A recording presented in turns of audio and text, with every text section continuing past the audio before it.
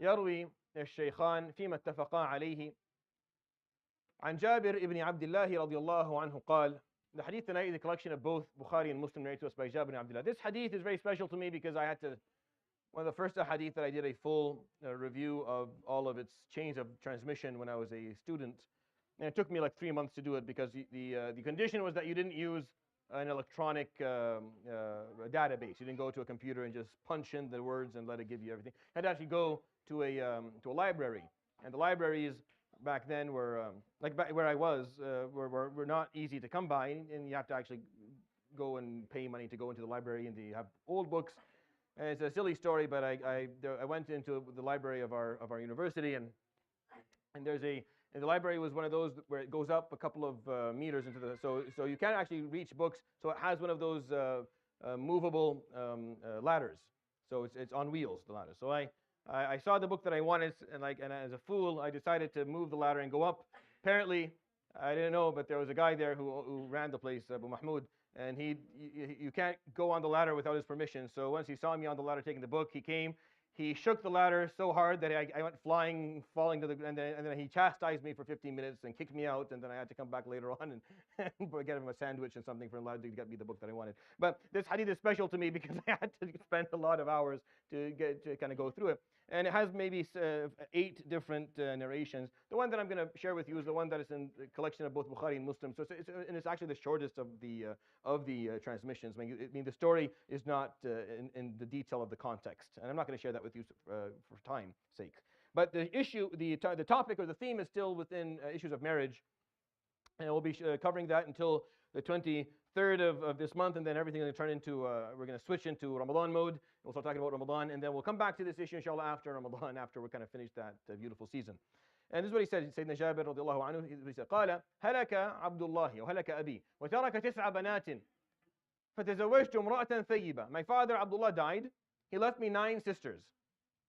So I married a woman who was married before, a widow or a divorcee. فقال لي رسول الله صلى الله عليه وآله وصحبه وسلم يا جابر هل تزوجت? So the Prophet ﷺ one day told me, oh Jabir, you get married. Now the story happened on the way back from a battle.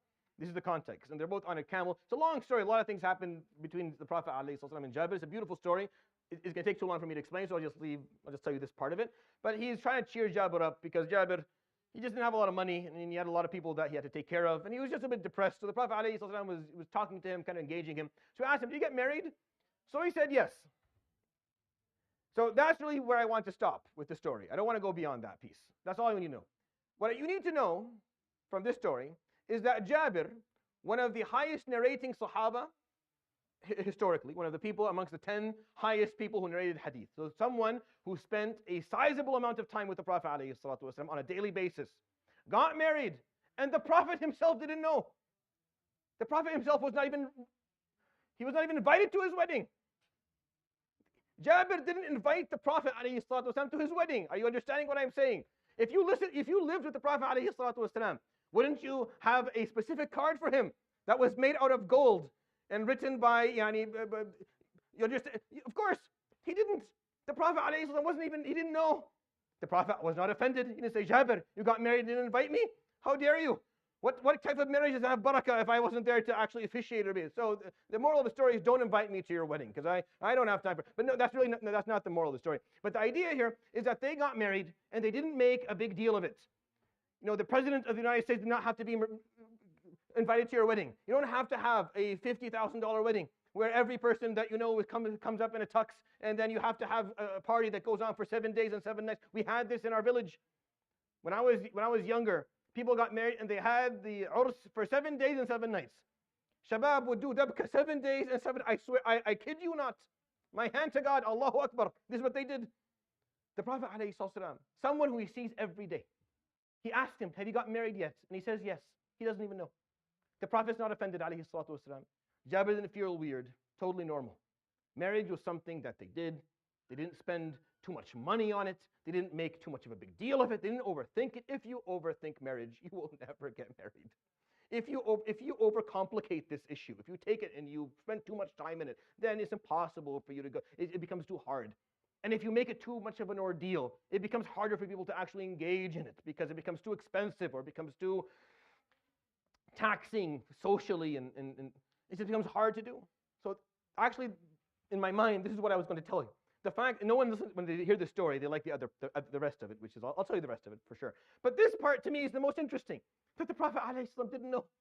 And there was no problem with this. There's no expectation that you had to invite Muhammad ﷺ to your wedding. And he had no expectation of going there. And it was very normal. فقال نعم يا رسول الله. فقلت نعم. فقال أبكرا أم ثيبا. Did you marry a lady who has never been married before? Or you marry a lady who had a previous marriage, regardless of why it ended? فقلت بل ثيبا يا رسول الله. I married a lady who had a previous marriage.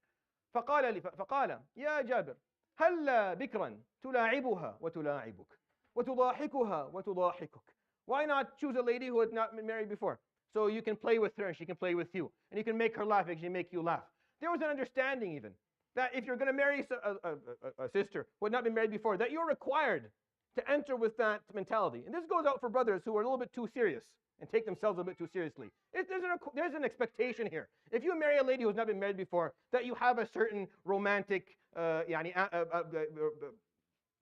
bank account. Like you have to have enough rasid in terms of your romanticism. If you don't have any of that, she's not going to go for you. And she has every right not to, because that is the prophetic understanding of when it comes to marriage. هلا بكرا تلاعبها. Why not? فقلت يا رسول الله هلك عبد الله وترك 9 بنات فكرهت أن أجيئهن بمثلهن وأتيت بامرأة ثيب تقوم عليهن وتصلحهن. Another رواية فكرهت أن آتيهن بامرأة خرقاء مثلهن بل أتيتهن بمن تمشطهن وتقوم عليهن أو تصلحهن. So his answer was, رضي الله عنه, that I have 9 sisters. My father died, left me 9 sisters. I didn't want to bring into the house a younger sister who are similar to them, and then I wanted to bring someone who was much more mature, who could take care of them, who could look after them, help me do my responsibility. So even then, the understanding was, yes, when you're marrying someone, you are thinking about these details. What is your lifestyle like? What are you looking for? What responsibilities do you carry? If you have children, or if you have people you have to take care of, marrying a woman who's never been married before is not fair to her. She's probably not prepared to take care of a full family that's not her own. But maybe someone who had a previous marriage or has her own children will appreciate that. These things are looked at. I mean, they're taken into consideration when marriage is actually being set up. And I find that that 1400 years ago, they were much more open-minded about marriage.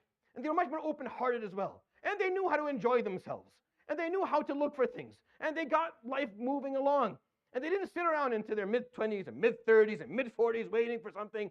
They moved on with life. And it didn't work out, they would move on to something else. And there were ways to make sure that it kept on going. Or else, how do you expect to build a society?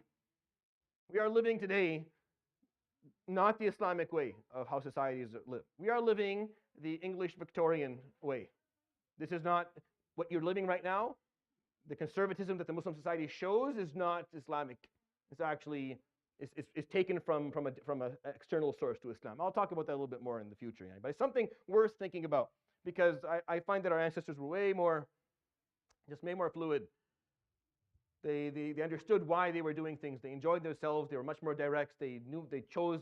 They were clear about things. They lived. We're not as good as they are when it comes to that. We've lost something, and the reason is we're not following the actual teachings that we have in our book. يروي الإمام البخاري والإمام مسلم كلهم في صحيحه عن جابر بن عبد الله رضي الله عنه قال: هلك أبي وترك 9 بنات فتزوجت امرأة ثيبة فقال لي رسول الله صلى الله عليه وآله وسلم: هل تزوجت يا جابر؟ فقلت نعم.